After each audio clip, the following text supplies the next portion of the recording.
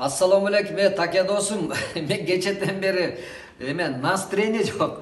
Kecha konstitutsiya bo'yicha Ömürbek Çirkeshevich bir kichkinakay kishi bilan aytsa ketib konstitutsiya emne elдің huquqi bo'lmaymi, almashtirsak bo'lmaymi konstitutsiyani desa, вы никто dedi. Вообще өзгөртүү киргизе албайбыз. Өзгөртүү түзөтүүлөр суал албайбыз эч качан. Өзгөртүү түзөтүүлөр менен бүгүнкү конституция аркылуу жашашыбыз керек. Мыйзам боюнча жашашыбыз керек. Силер эч ким эмессиңер. Орусча айтканда вы никто. Вы никто. Ошондон бери жаман болдум да менче.